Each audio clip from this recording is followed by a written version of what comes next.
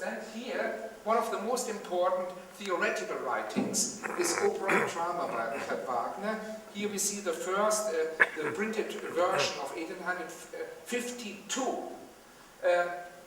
So, when you think about Wagner, and what is so typical with Wagner, Wagner does not only write about only his work of art, Wagner is referring in his theories, always very concretely, on his historical situation, on his vision, what the work should have as an impact also on society. He describes in the work as an artist, but then also goes far beyond.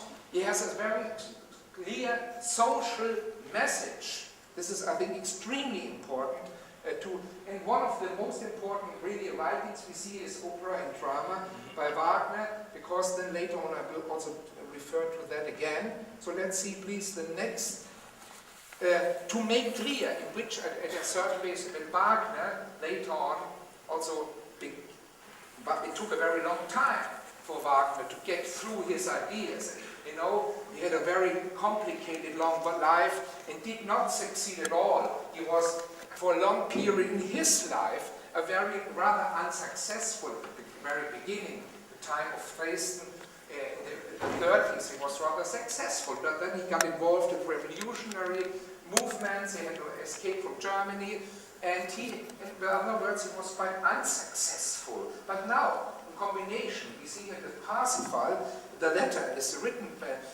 to King Ludwig II, and shows already a rather public, a very important impact, having now this kind of protector, of sponsor with the King of Bavaria, shows also his social, let's say, role in Germany. And for that, always again in combination, he was not very, as we know, as character, not a man who was very modest, I think all the contrary, as a modest person.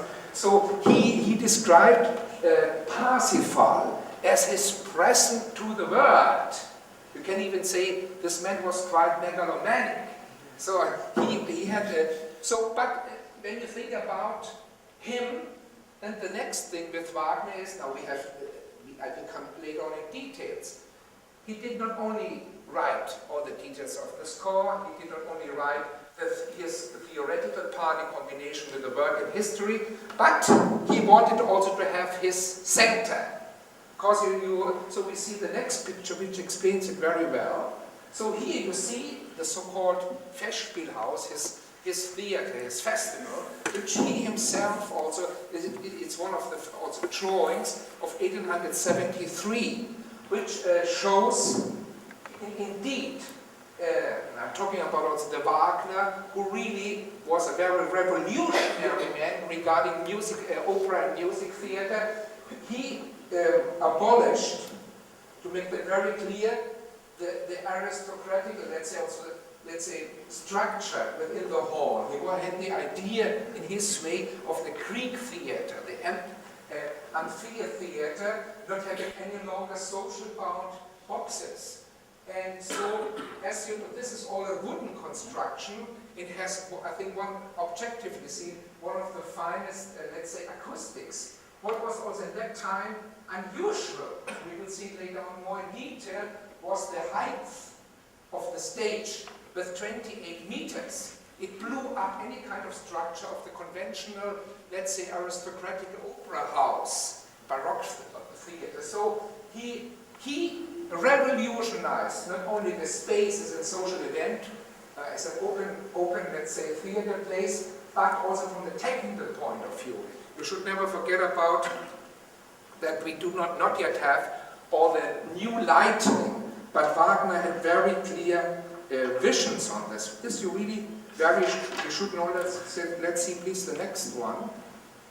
So, what is also beside, we have seen now the hall, the structure of the hall. What is also very typical for him, he did cover what it was revolutionary in that time. You could not see the orchestra pit. Normally it was also kind of a vain, we know all about conductors, how much they like to be seen with a profile, whatever. Wagner wanted to have the full concentration, create this kind of orchestra pit, which also in a certain way created an imaginative room that the public should be only fully concentrated, you know, on the set and not be disturbed by let's say, by irritating movements, you know, of the conductor. Very special is here the sound. You really have to know that. The sound system of Byron. Normally, you know, the voices of the singers go in the direction of the orchestra pit and then in combination with the mix go in the hall. Here it's different. That means the sound, the brass instruments and the string instruments are already mixed here by this first kind of filter. Go then up, and this is the pit, and the sound goes first to the stage, and then is mixed with the voices, and goes from there to the public, which is a very, very different sound effect. Very important conductors, I'm talking of one of the most famous, also like Toscanini, you might have heard about Toscanini, you know, had major problems in the coordination of the let's say, this was not completely synchronical. It always was a little bit later to come then back. So this creates a very enormous emotional impact. Why do I tell you all these things? Why do I tell you these technical things? Because Wagner wanted to enter with this kind of space experience, not only the conscious but the subconscious also-ness of the public. But it has an enormous psychological impact on the public. So for that reason, you really should have, you should know these details.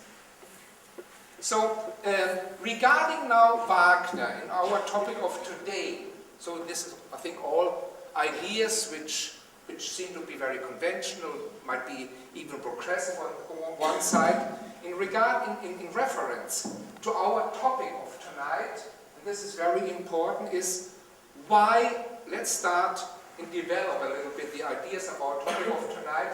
Why, in a certain way, why did Wagner become later on also personally such a strong anti-Semite, before we go in further theoretical discussions? And for that reason, we have to see the next slide, please.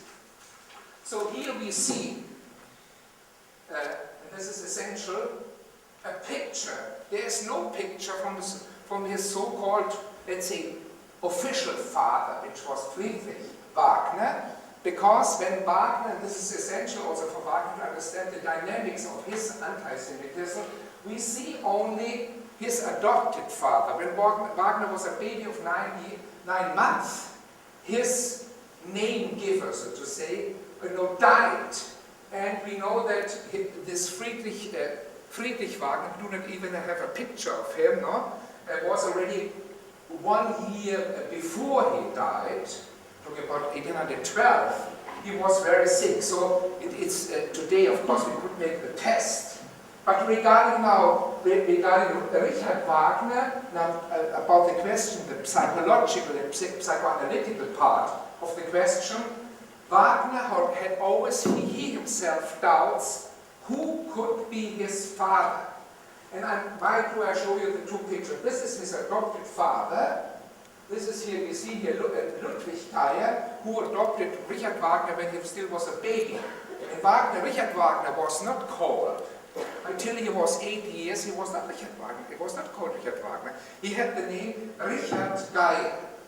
So, in combination with his works, you know, I think it is essential. He's even referring to his adopted father, who was a painter, who was an artist, he was an actor, and it's very, very important that this topic of not knowing precisely really who is his father, no? There was a major psychological problem within the works even of Richard Wagner. We have the repetition of the question, who is my father? We have it with all major figures. We have it with the figure of Siegfried, we have it with Tristan, we have it even with Parsifal. Central figures in the work of Richard Wagner are concentrated on the question, let's say, what does it have to do with anti-Semitism. Now comes the point. As you might know, the name